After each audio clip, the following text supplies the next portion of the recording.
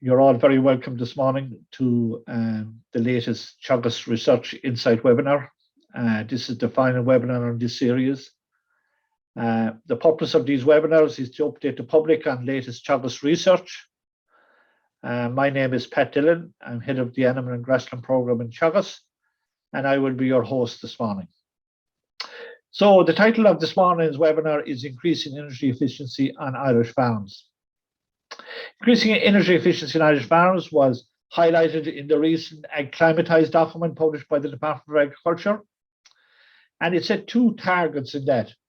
The two targets that a 20% reduction in energy use on farms and a 20% deployment of renewable energy technologies to replace 20% of current fossil fuel energy.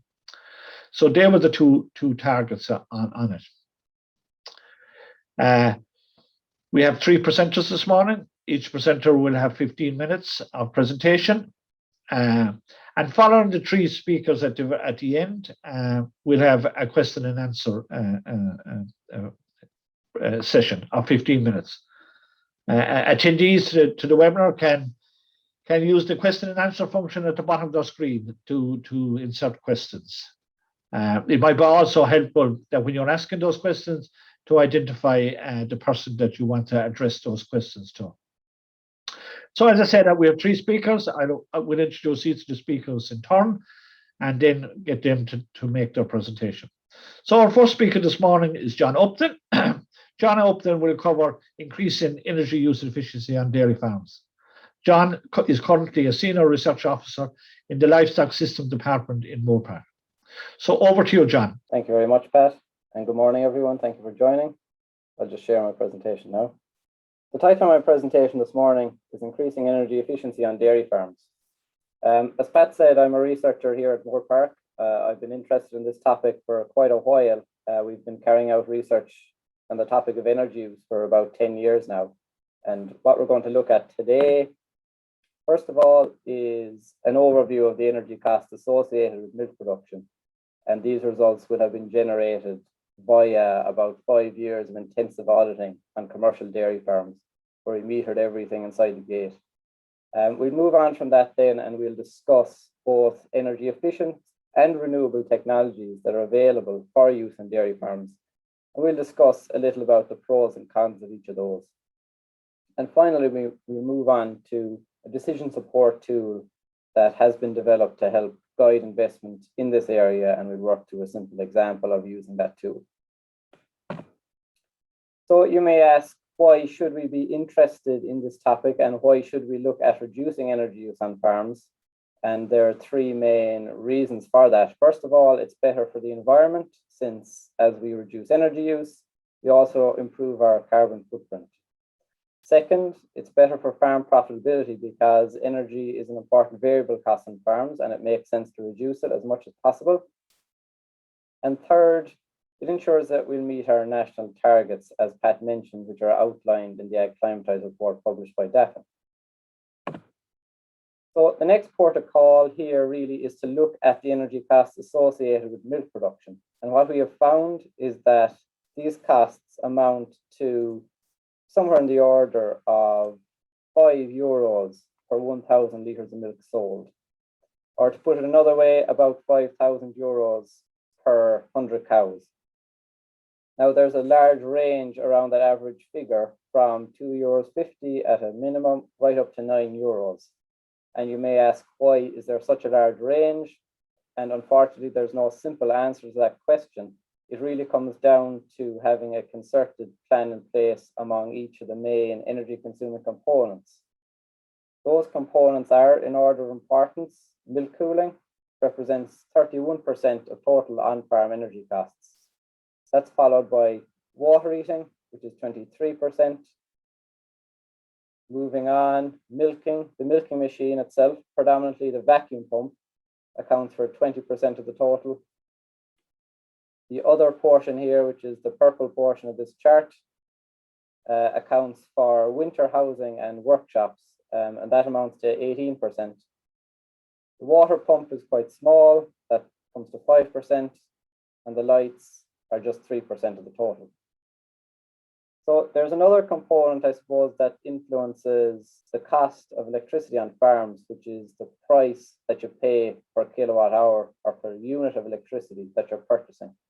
And that varies a huge amount depending on what supplier you're using. And there's a difference of about 800 euros per year for a 100-cow farm, depending on whether they're signed up to the most competitive supplier or a supplier that's not so competitive. Also, the amount of nitrate electricity that's consumed has a huge influence on the total bill at the end of the year. So the day rate currently is charged at 18 cents per kilowatt hour, again, where the kilowatt hour is the unit of power. Nitrate, however, is charged at just 8 cents. So it makes a lot of sense to use as much of that nitrate as possible, especially for things that are movable, like, for example, heating water. The nitrate hours are currently from 12 midnight to 9 a.m. In the summertime, when the clocks change and winter time comes in, those nitrate hours are from 11 p.m. to 8 a.m. The nitrate meter is free to install. There's a slight increase in standing charge, which is really insignificant in the grand scheme of things.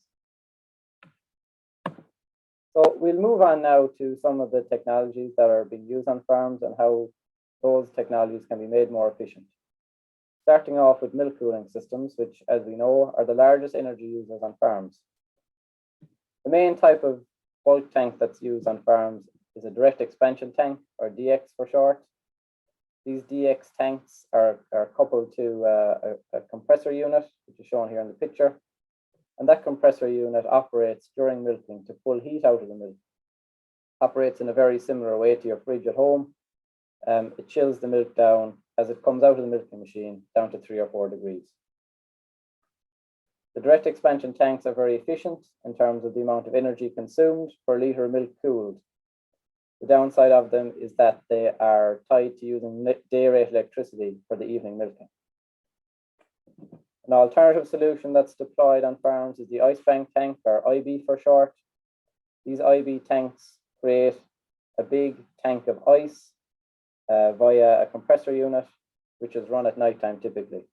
In other words, it's a system for harvesting cheap nitrate electricity, and then that cold energy, which has been stored at night, is deployed during the day to cool the milk. These IB tanks are very cheap to run. However, on the downside, they're quite expensive to purchase. What we found is that the DX tank offers the best return on investment over a 10-year period if a farmer is going out to buy a new tank in the morning. Regardless of what type of milk tank is present on the farm, the pre-cooler, or the plate cooler, which is shown here in the picture, is the #1 way to reduce the costs of cooling milk. The goal of pre-cooling, or plate cooling, is to cool the milk to within 5 degrees Celsius of the incoming water temperature. So we're using well water, which is pumped from the farm well. That's passed through 1/2 of the plate cooler, and milk is passed opposite it. So as an example, if we're looking to chill the milk in the plate cooler and our well water is coming in at 10 degrees Celsius, the milk should be going into the tank at 15. So that 5-degree difference is what we're looking for. To achieve that goal, it's necessary to have a milk to water flow ratio of 1:2, and I'd advise using a variable speed drive milk pump as well to help achieve those ratios. These plate coolers can reduce milk cooling costs by 40%. You'll notice here in the picture, there's a solenoid valve located on the water pipe coming into that plate cooler. Those solenoid valves turn off when the milk pump is not running, which helps reduce water usage. Those valves are now essential and mandatory as part of any new TAMS grant-aided applications. We move on to the next piece of technology, which is the vacuum pump. And again, as we mentioned, the vacuum pump is the driving force behind the energy consumption of the milking machine. The best option to reduce the energy use of these pumps is to use variable speed control. And these variable speed controllers will reduce the running costs of the vacuum pump by over 60%. This is achieved by turning down the speed of the pump when demand for vacuum is low and ramping up the speed when demand for vacuum is high, for example, when you're attaching clusters or if a unit falls off.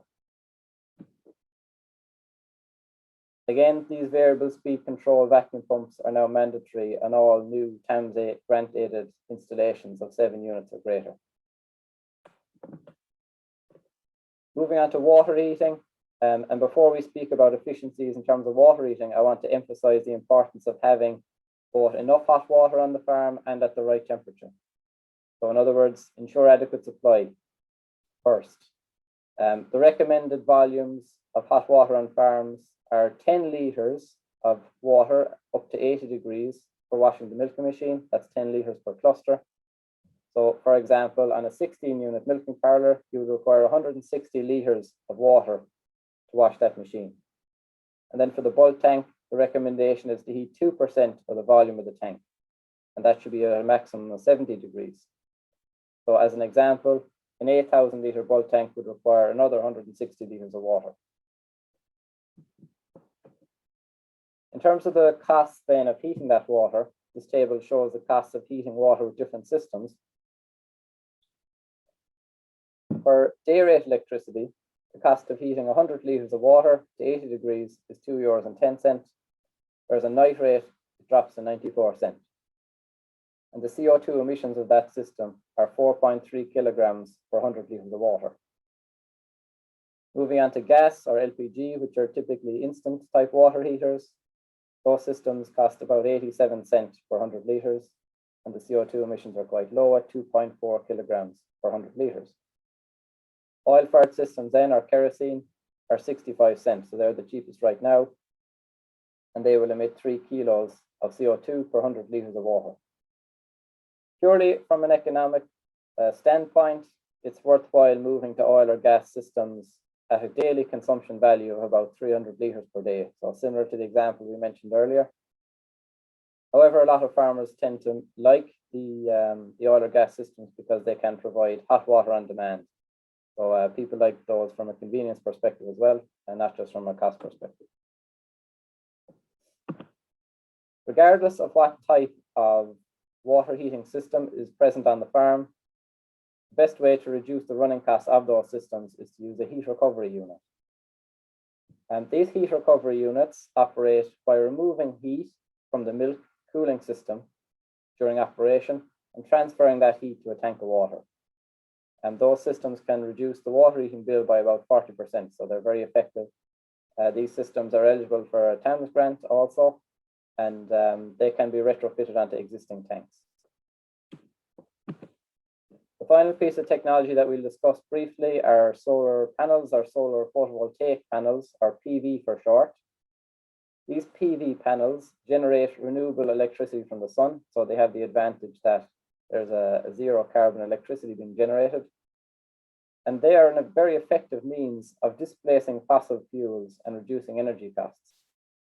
I guess one of the most important points in relation to these panels is that the array, which is typically installed on the roof, should be sized for self-consumption only, rather than from the perspective of generating a lot of excess electricity for exportation. And that is because there's currently no export tariff for exported electricity right now.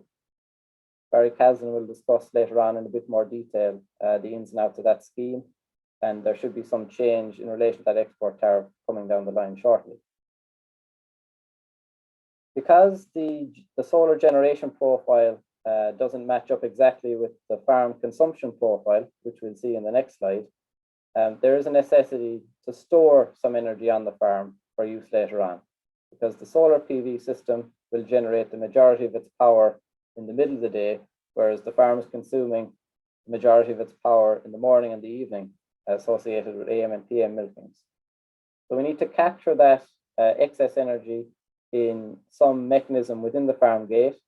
An example of how that could be done would be with a water heater, with an ice bank cooling system, or with batteries. And it's important to keep in mind that adding too much storage will reduce the return on investment of the system. There are quite good grants available for solar PV panels via TAMS at the moment, up to 11 kilowatt peak. So those grants are attractive and available and can generate a very good return on investment for the system. And there's also the ability to avail of the accelerated capital allowances for solar PV systems. which allows the total purchase price of the system to be put against tax in the year of purchase. We move on now to the decision support tool, which is the final portion of the presentation today. And we've developed this tool to help guide on-farm energy investments. It's fair to say that every farm is different in terms of cow numbers, milking system and grant eligibility, etc. So this tool is designed to help guide, I suppose, and give more farm-specific advice when it comes to energy efficiency projects, rather than giving generalized recommendations. We've got an example here of the input screen of this decision support tool. The tool was developed in collaboration with MTU and SEAI. So we have our input portion here on the left-hand side of the screen. So we simply put in how many cows are on the farm, morning and evening milking, number of milking units, and a couple of other simple questions are asked. On the right, we'll pick which technology we want to evaluate, be it variable speed drives, heat recovery, solar PV, or wind. So in this instance, we tick the solar PV box. We select the system size. This is variable, we pick 6 in this case. We put in the investment cost and the level of grant aid. After that, you click calculate, which gives you both the PV generation profile here in green and the farm demand profile in orange. So we don't want this green line to go too far above the orange line, because that indicates we'll be exporting power to the grid. We want to keep that fairly in line with the orange line. After that, it's going to give you the annual CO2 emission reduction associated with this investment. It also tells us that 29% of the farm's energy consumption is now from renewable sources. And finally, it will give us our simple payback in years, which in this case is 5.7 years. The simple payback listed in this calculator does not include the benefit of the accelerated capital allowances. That should be checked with your accountant, because it varies on a case-by-case basis. To sum up, we've seen here that it's very achievable to reduce energy use on the farms by 20% and also generate 20% of the power from renewable sources. We have the knowledge and technology to meet our targets, and adoption here will be the next hurdle. So we need to get these technologies adopted on 90% of farms to meet our targets. And policy will help with that, and future grant aids should be targeted towards achieving those goals. And I'd encourage people to use that technology calculator, that decision support tool that we briefly spoke about, to help guide investments on farms. And thank you very much for your attention. Thanks very much, John. Thanks for that. Just before we go on to our second speaker, just to remind you that the question and answer function at the bottom of your screen to enter your questions, that will be important at the end of the session for questions from the public at large. So to go on to our second speaker is Ger McCutcheon. Ger is a specialist advisor in the pig development department, and Ger is going to talk about efficient energy use on pig farms. So over to you, Ger. Thank you very much, Pat. I'm based in Oak Park, and what I'd like to do today in my presentation is talk about the benchmarking work that has been done on energy usage on pig farms in Ireland over the years, and also to highlight the sort of element of digging deeper or auditing the energy usage on farms with a view towards trying to improve the efficiency of use on farms. I work in the pig development department, and I'm based in Oak Park here in Carlow. I'm conscious that a good number of the audience may not know too much about the pig industry in Ireland. So I did this slide with a view towards giving a brief overview of pig production in Ireland. The national herd here has 148,000 sows, and with about 300 pig farms with over 220 sows or over 50 pigs in those farms. There are more farms with pig herd numbers. There are smaller operations. So really what we're dealing with here are the larger, more commercial farms. Those farms are producing 3.8 million pigs per year, or over 72,000 pigs being sold each week through the processing plants. When we talk about energy usage on the pig farms, we talk about the energy usage per pig produced. John Upton already mentioned that the kilowatt hour is the unit of energy used to measure electricity usage. And we can convert all fuels that are used into kilowatt hours, that unit of energy usage. And back in 2006, a former colleague of mine did a survey on over 4,500 sows, and they looked at the kilowatt hours produced per pig, or sorry, the kilowatt hours of energy used per pig produced. And the figure that they came out with there was 27 kilowatt hours of energy used per pig produced. But the interesting figures here are the range from 17 to 37 kilowatt hours. And you can see that's quite a high range. In 2012, a further study was done, and here over 20,000 sows were included in the survey. And the figure that came out from that survey was a figure of 28 kilowatt hours of energy usage per pig produced. And again, the range was very, very high, ranging from 18 kilowatt hours up to 45 kilowatt hours.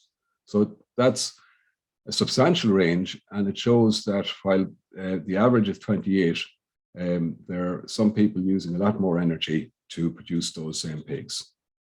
And we'll discuss, the reasons for that in some of the further slides that I present today. The third area that's worth looking at is the cost of energy on pig farms. And if we use the Teagasc Profit Monitor recording system, we know that the cost of energy for heat, power and light is €3.80 per pig. And on a yearly basis, that amounts to over €100 per sow per year, based on 27 pigs. We all know that energy costs are rising, and from that perspective, we need to focus in on reducing the energy cost on farms and improving the energy efficiency usage on farms. So our starting point has to be that we need to measure and manage the kilowatt hours per pig produced. So looking at energy usage on farms, we have a number of forms of energy being used. We have electricity, we have kerosene maybe being used on some farms to heat water. We also may have gas or LPG being used. We also may have other sources of energy, such as renewables or biomass boilers, where we use wood chip or wood pellet, or in some cases, straw. If we want to break that down into measuring the kilowatt hours per pig, and this is an example I've put together, if we have a 750 sow unit producing 27 pigs per sow per year, and the annual usage of kerosene is 28,960 litres, this is a real study, and the electricity usage is 304,240 kilowatt hours of electricity. If we take the kerosene and multiply it by the 10.5 conversion factor, we will get 304,080 kilowatt hours of energy usage, plus our electricity, which is already in kilowatt hours, giving us a total energy usage of 608,320 kilowatt hours for that farm. That works out at 811 kilowatt hours per sow per year, or 30 kilowatt hours per pig produced.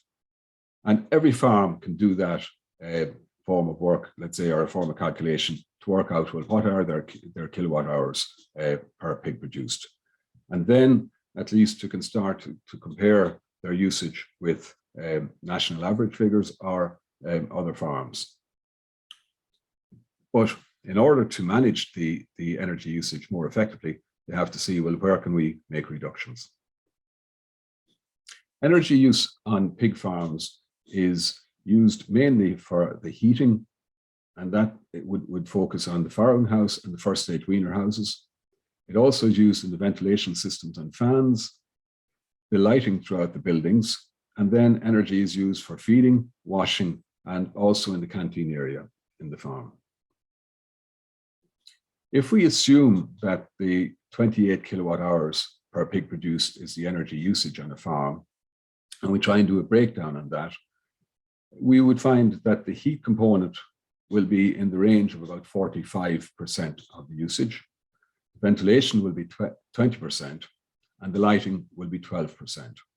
And for the rest of my presentation, I'm going to focus on these three areas: heating, ventilation, and the lighting areas.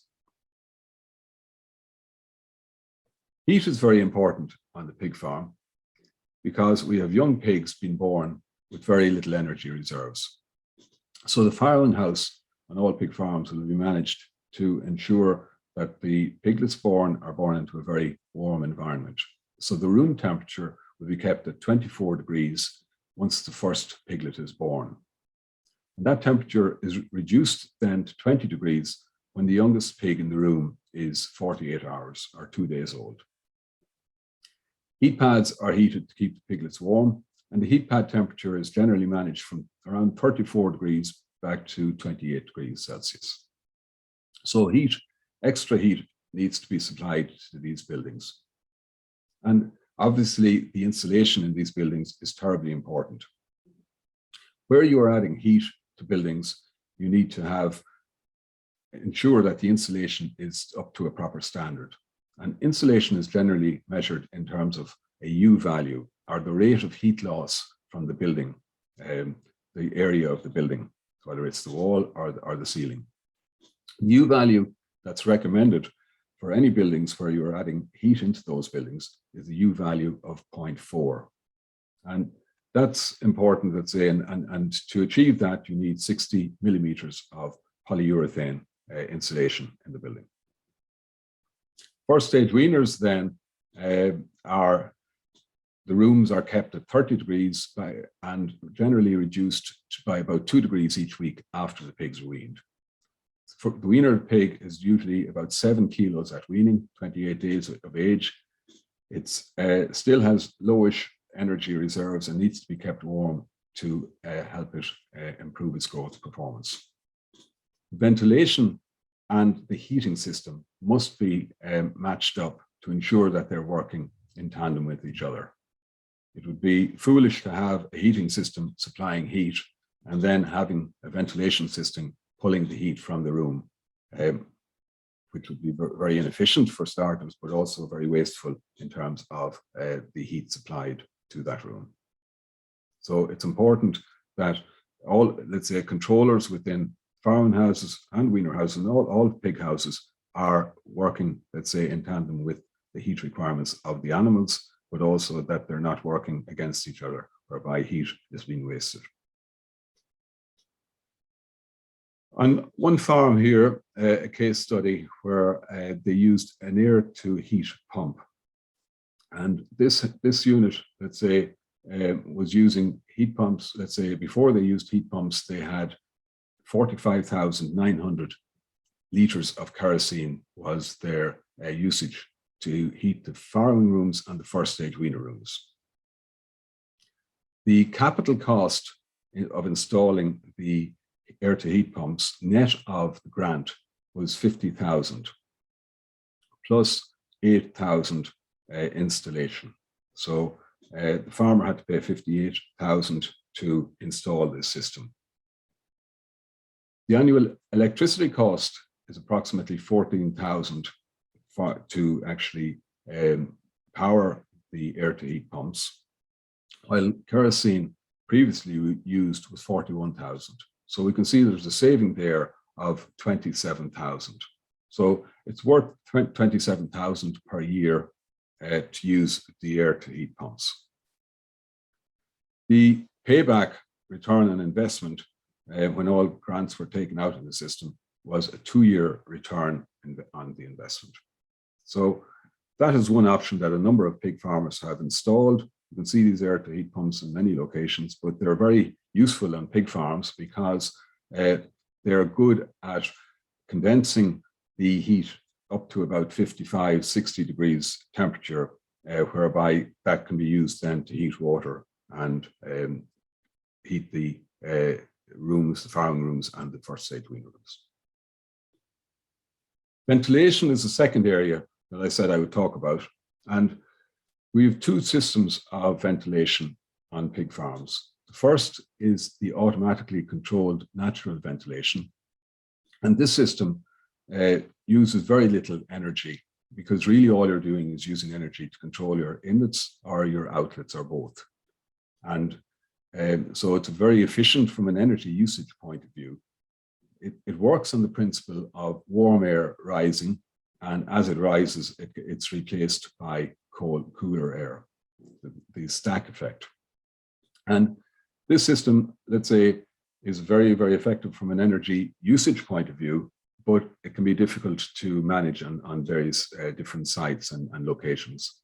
So most farmers will generally work with mechanical ventilation. Here you have a system of air inlets and fans pulling out the air. I was looking at a report recently, and I saw that the number of fans on a farm with about 1,200 sows there were 98 fans on that farm. So managing those fans and controlling those fans, let's say, is an important part of managing the farm production performance, but also managing the usages, energy usage as well. So fans need to be set correctly, and that means, let's say, if we set or overrun the fans, if they're going too quickly, we're pulling too much air through the house, and effectively the pigs will be cool, but we're also, let's say, using the fans inefficiently. So we need to ensure fans are set correctly. Simply, and it may sound foolish, but let's say if fans are gathering dirt and dust, let's say they're going to use more energy because, let's say, they're rotating, the fan blades are rotating. If the fan blades are gathering dirt or dust, let's say it's going to require more energy to turn those. So are they cleaned regularly is an important point. So if we have 98 fans on a pig farm, we should be making sure that those fans are cleaned.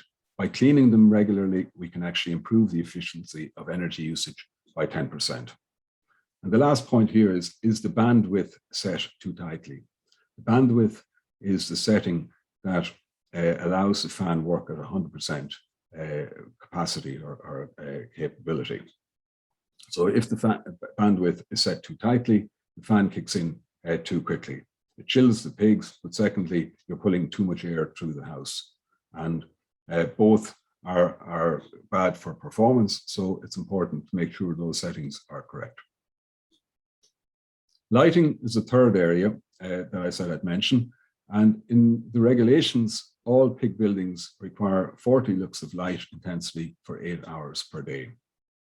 It's recommended that 100 lux is provided for the inspection of pigs, 200 lux in the dry sow or pregnancy area, and 300 lux of light intensity in the service area.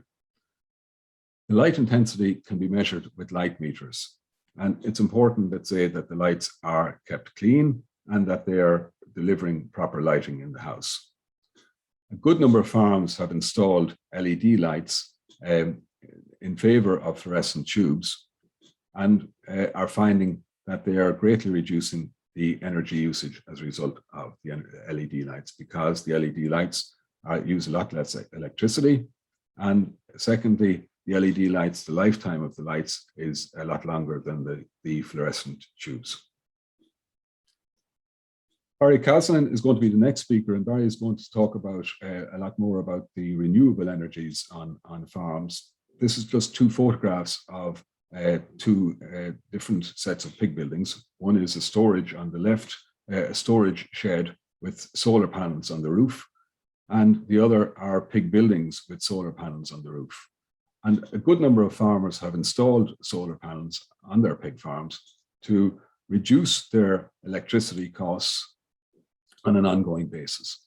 But it's important, if you are installing solar panels or any other technologies, that you look into the advantages and disadvantages of them, and that you ensure that you're putting in the system that best suits your site. So in summary, I'd like to say that all pig farmers should audit their energy usage.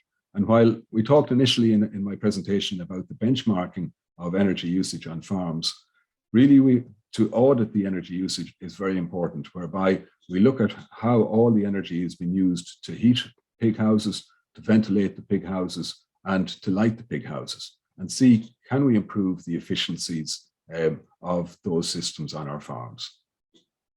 So we need to identify if savings can be made and assess how efficiently, first and foremost, the heat is used, as that's the largest component of energy use on most pig farms. Secondly, improve the insulation if necessary.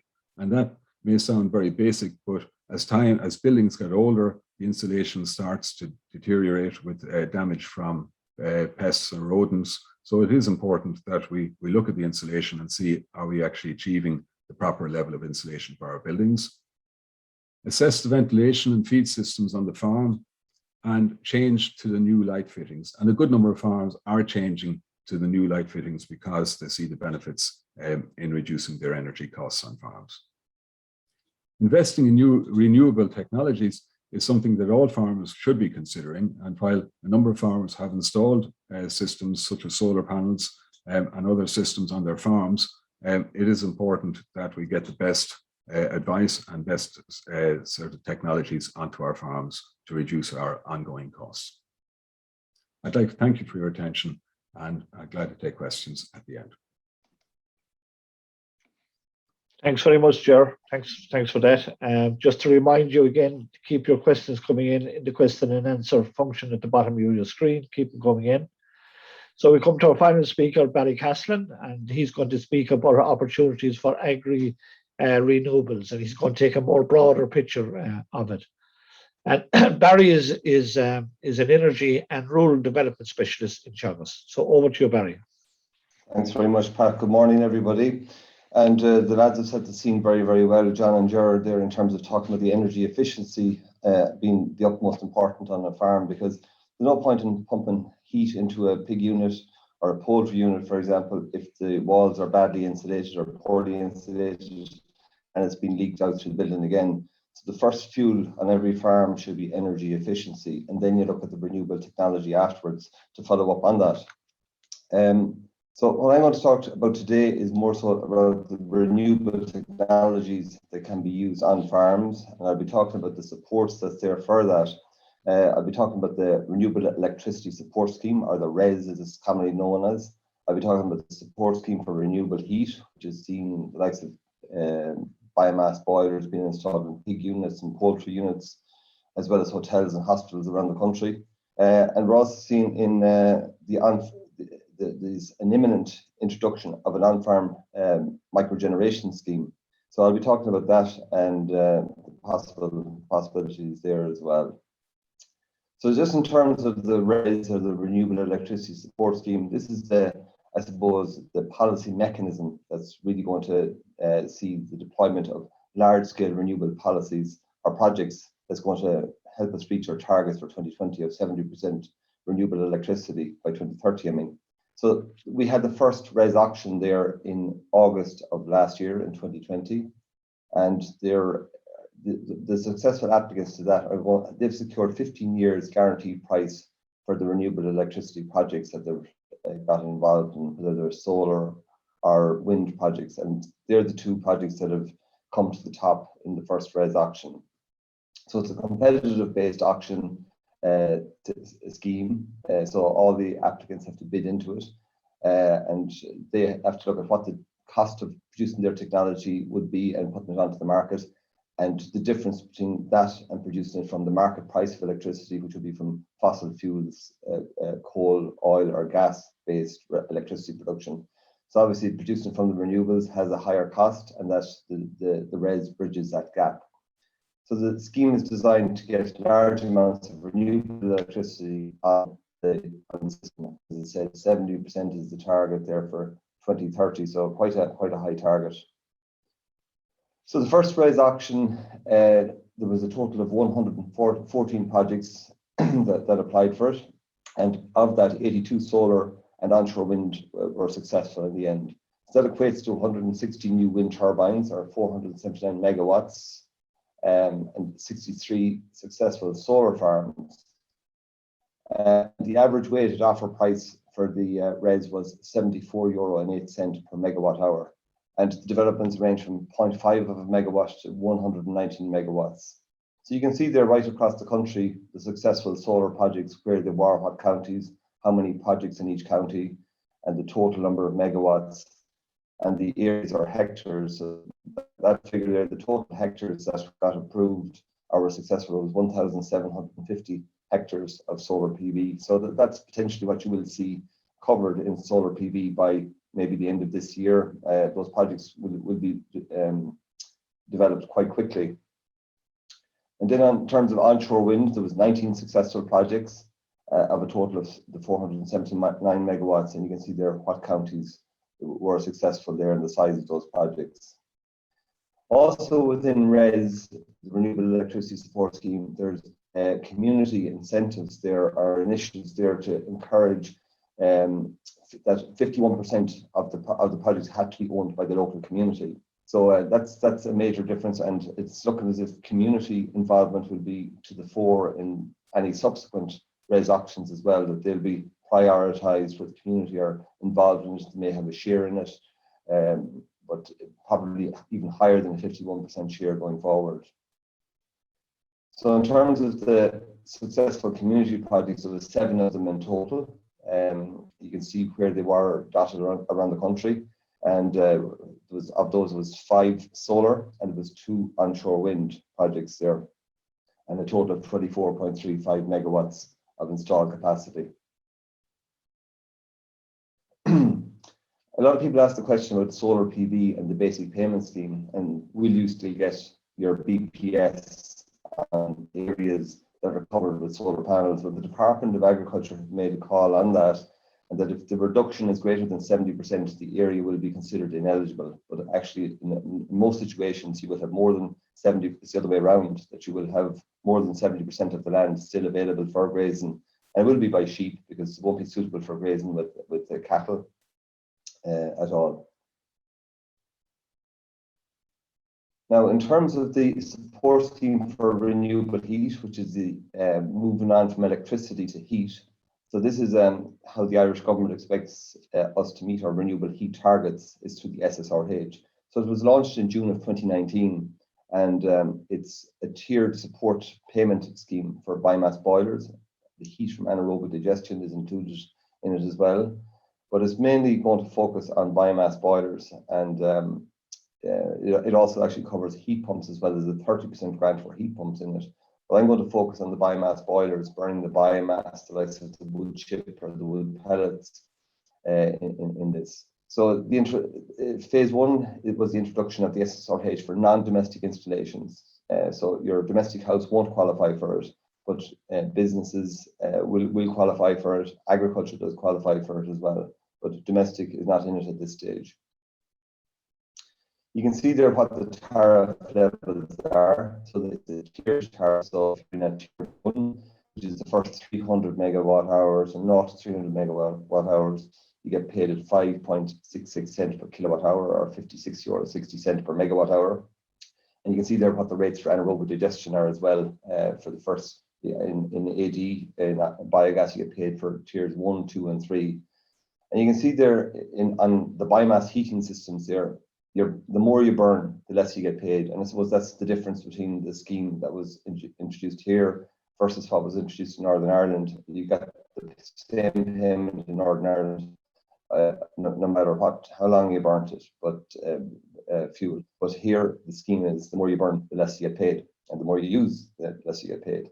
So it's 56.60 € per megawatt hour for the first 300, and then as you go down, you're down to 30.20 €, down to €5 per megawatt hour at tier 3 and tier 4, and then €3.70 at tier 5. So that's the way the scheme will work. I'm just going to give you an example of that, and this is an example of a poultry unit. If it installed a 400 kilowatt boiler, remove its propane gas, or in this case, we're saying that the previous fuel use was kerosene. So the 400 kilowatt boiler would cost €180,000 if it's running for half the year, or 1.7 megawatt hours. The oil displaced here is of 160,500 litres. And if we assume the cost of that oil was 66 cents per litre, that oil would have cost that poultry unit over 105,000 euro or almost 106,000 euro per year. The wood chip, if we assume the wood chip is costing 4.5 cents per kilowatt hour to feed into this new biomass boiler, that means the wood chip cost is 76,500 euro per year. So you can see there the savings there is 29,430 between the wood chip and the oil. And of course, oil is going to go up in price with carbon taxes as well. So the simple payback in that situation is 6.1 years if you don't allow for any Ssrh at all. But now let's add in the Ssrh. And you can see there 1,700 megawatt hours is bringing it into the top 3 tiers. So tiers 1 at 300 megawatt hours at €56.60 is 60,980. We add tier 2 and tier 3 there, the 400 megawatt hours at €5 per megawatt hour. That's a total of 40,120. So if we add that to the 29,430, the savings on the wood chip versus the oil, that's a total saving of 69,000 or a payback of 69,550 euro per year, or 2.6 years of a payback. So that gives you an idea that it does make sense for poultry units and pig units to be considering that. There's also SEI to provide benchmarks on the typical energy use that would be used. So the SEI would want to know what a typical mushroom unit, poultry unit, pig unit would be using on average per year, that the figures that will be presented to them wouldn't be outrageous. And they have looked for that for all the different sectors. But agriculture was a difficult one for them to look at initially, because it wouldn't be an area that's familiar to SEI personnel. So we provided them with the figures and the typical energy use on those units. There are opportunities for farmers to sell renewable heat into these biomass boilers in hotels, hospitals. That could be pulpwood from forestry, it could be straw, it could be purpose-grown energy crops. It would require the likes of biomass trade centres as a means of supplying that material from and to create confidence as well that those structures exist. And the typical agricultural feedstocks would be pulpwood, or could be grass for anaerobic digestion, or purpose-grown energy crops. Just to give you an idea, a lot of people ask the question about straw and the value of straw. A 4x4 round bale of straw weighing 150 kilograms would have about 690 kilowatt hours in that bale. And if you take straw, take oil at a value of 66 cents per litre, there would be 66 litres of oil equivalent in that bale. That would give you a value of that bale of around €44. And you can see the same for a 5x4 or 8x4x4. Just depends on the weight of that bale of straw. And you see there are systems there that's used right across Europe. That's a picture I took in Denmark there of a boiler heating a poultry unit, and they were using straw. But that could be used for a hotel or a hospital just as easily. I talked about the microgeneration scheme that is supposed to be introduced. It was due to be introduced in July of this year. We've now moved into August, but hopefully we'll hear an announcement about it soon. But it's for installations of up to 50 kilowatts being proposed in consultation. Obviously, this large shed roof space on Irish farms that will be perfect locations for solar PV panels. Potentially, you could be looking at technologies like wind as well. It could be hydro. So we have to see what the scheme will bring. So rather than having farmers punished for their carbon footprints, microgeneration can empower them to earn potentially carbon credits to offset their emissions in the future. There's a big opportunity to support farm electricity generation, and what's expected to be supporting this is a clean export guarantee and a clean energy premium. So they're the export, that'll be the terminology that's given to it. One of those will be paid, the clean export guarantee will be paid by the generator, like so the electricities or the Electric Ireland's equivalents, and the clean energy premium will be the government support on that. Photovoltaics or PV, John mentioned it already, and Ger as well. So just to give you an idea, 1 kilowatt of PV will probably produce around 822 kilowatt hours in the year on average in Ireland. It will be higher in the southeast of Ireland, lower in the northwest. So it depends on the sunlight hours that you get. And there are TAMS grants available for solar PV. 40% TAMS grant is available for farmers, and that goes up to 60% for young trained farmers. The payback is it's just over 6 years for the 40% grant, and it will be around the 5-year mark for farmers getting the 60% grant. But as was mentioned earlier as well, there are accelerated capital allowances available also for people investing in those technologies. And just to give you an idea, you don't get paid for your carbon at the moment, but that if you put on a 20 kilowatt PV array, you will be reducing electricity consumption. You will be reducing your carbon footprint on that farm by about 7.5 tons per year by putting up a 20 kilowatt PV array. Just to move on quickly to biogas, you can see there that's the technology. This is widespread right across Europe. There's a lot of potential here of using Grassland, Ireland to feed into biogas plants. Silage fed in here to a hopper and fed into the digesters 1 and 2. 4 here will be the digestate that comes out at the end of it, and that digestate could be used as a fertilizer to go back onto the land. But the biogas that's produced rises to the top of these digesters. That's fed into a CHP, to an engine that produces electricity and heat. That electricity is fed off to the grid. The heat could be used to heat the house, maybe a poultry unit on site, or it could be sent maybe to a local hotel or a school or a library down the village if that was available. That's typically what you see right across Europe. Or you could upgrade that raw biogas up to biomethane, and that biomethane could be injected into the national gas grid, or it could be used as a transport fuel. So I think there's a lot of potential here for biogas in Ireland, and we have lots of grass that could be used as a feedstock for those biogas plants. Some of the biggest challenges with AD biogas is planning permission.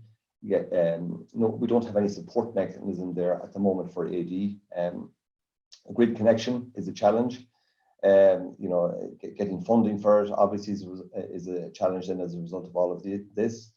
Consultancy, the timetable is long lead-in period to get a plant built, and upgrading biogas to biomethane. There's different technologies out there, and I suppose choosing the right one can be a challenge as well. Just that you're aware, there is some Teagasc research going on in AD. There's a FEED project which is trying to identify economic implications of farm supplied AD feedstocks. Another one in Teagasc in Grange looking at the gaseous emissions from sustainable production of AD feedstocks. And Teagasc and NUIG are looking at optimizing the AD process to improve biogas or biomethane yields. So there's a number of research projects there as well. Just finally, Chairman, the take-home message here is that farm-based renewables offers widespread environmental benefits. Energy efficiency should be the first fuel of choice before you look at any renewable technologies. Obviously, you have to get the efficiency right. Get to know the technology you're going to use. Rural communities can realise farm diversification opportunities. There can be job creation potential here. There can be potential carbon payments in the future for this. We have to watch that space. And also what I would be saying is to use proven technologies. We know these technologies work. We see it used right across Europe, as a matter of choosing the technology that's best fit for your farm. So thank you very much, Pat, and I'll hand back to you.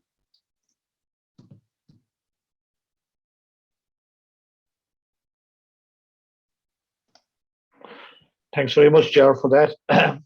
Now we'll move on to the question and answers session, and we'll deal with the questions on the question and answer first. So, John, for you, the first question is for you. You made no mention of anaerobic digestion in your decision support tool. Do you see including that in your decision support tool in the future, John?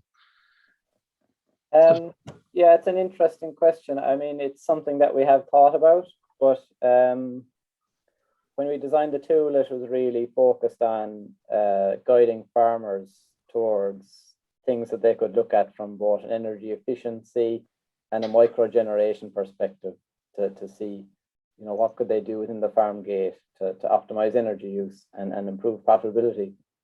The AD technology, I don't see it becoming a viable option at a microgen scale. I see it being more of a community type project where a number of organizations or communities or farmers could be part of the community, of course, would come together to get those projects off the ground. And like Barry highlighted, a number of challenges that are there presently when it comes to those AD projects. So I think to cut us a long story short, the AD scene is a bigger picture and will fall outside the scope of the remit that we have for that decision support tool.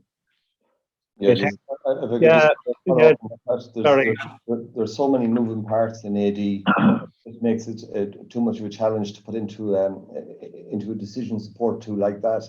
I mean, as John mentioned, the planning costs, the grid connection costs could blow the project out of proportion altogether. If you're going to upgrade the biogas to biomethane, what technology that you're going to use there, that could add additional cost to the whole project as well. Your location in the country, and if you might have to build a substation, that would add additional cost to the project unforeseen costs that you might never realized that would not be the same for maybe another project in a different part of the country. So there's so many moving parts within AD. I think every project for AD has to be looked at individually. Just a comment on that. I mean, AD is very popular throughout Europe. I mean, it's not popular in Ireland. Why do you think that? Well, I suppose it's the supports. Really, we've seen in places like Germany, they had the Renewable Energy Directive in Germany that gives support to that technology there, and we've seen over 9,000 digesters built at farm scale in Germany at this stage. We've seen, Denmark, Austria, large numbers of AD, whether they're larger AD centralized anaerobic digesters or maybe small scale farm scale digesters of maybe 250 kilowatts to 500 kilowatts. And the direction of travel in those countries was, for CHP, combined heat and power, sending the electricity back to the grid and using the heat maybe for a local community project, or send it into a local hotel or a hospital, or some project like that. We just didn't have any support for AD up to now. Maybe most of the support has been around wind and providing feed-in tariffs for wind. I think it's an important technology in the fact that it provides constant heat, constant electricity. It can be used as a renewable transport fuel. I think it'd be very relevant for the likes of the trucks, the heavy goods vehicles in the future, buses, maybe running on the likes of biomethane. It's a very relevant technology as well for injecting into our national gas grid, because potential for it. But it needs support. It needs fair enough. Okay, we go on to Ger for the second question. Ger, you can see there. I mean, how does Teagasc check the looks in pins on farms and pig farms, and the LED lights do not scatter light as well? What's your view on that, Ger? Yeah, no.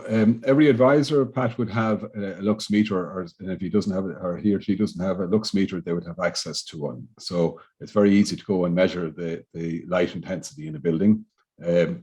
So that would be easily done.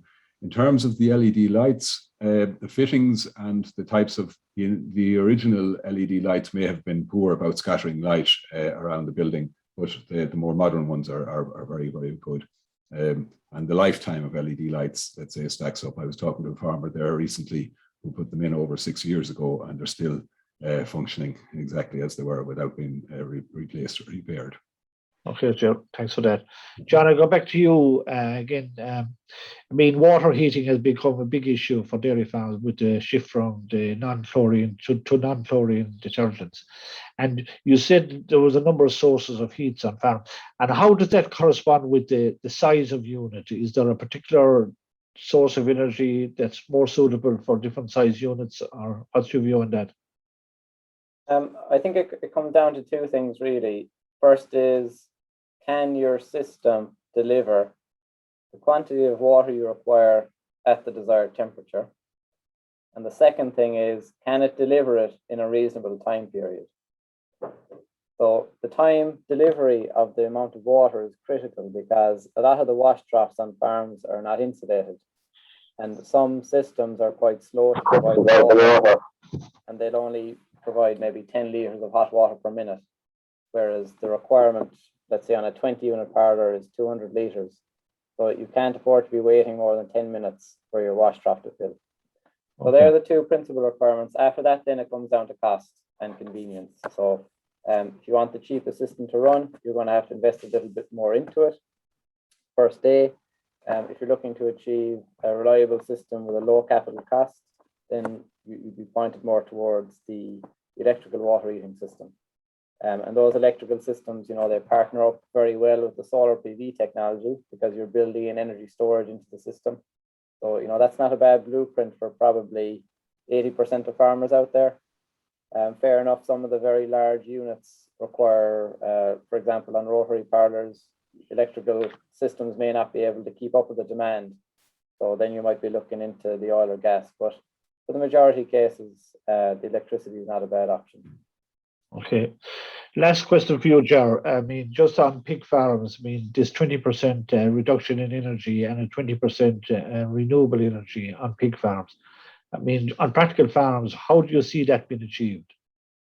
Well, the reduction of energy usage is really just to start and see where is the wastage. And you can be sure when you see the high ranges of energy usage per pig produced, there is a lot of wastage there. But you would start, look at the insulation, look at the fans particularly, and look at the lighting systems on the farms. So in terms of renewable energies, you would look maybe at something like solar is probably the most convenient one to install because it can be fitted on top of roof buildings. And as you saw in my presentation there, a good number of farms have done that, obviously in compliance with planning permission. Okay, sure. Last question, just to you, Barry.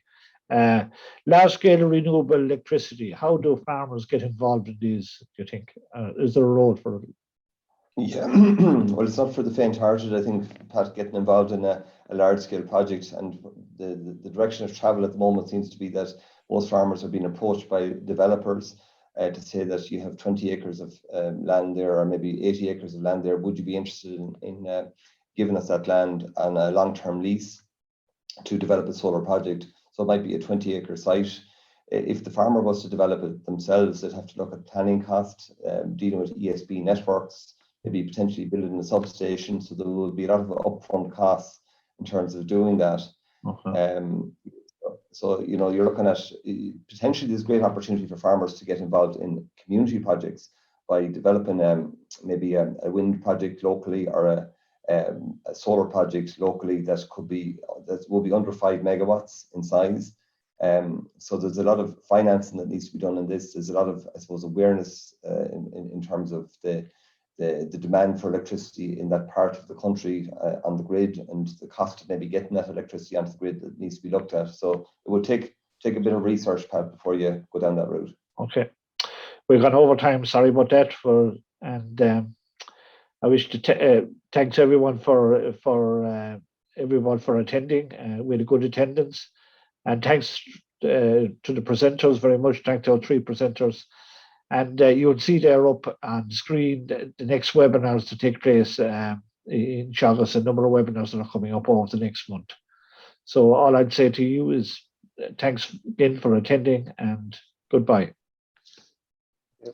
Good.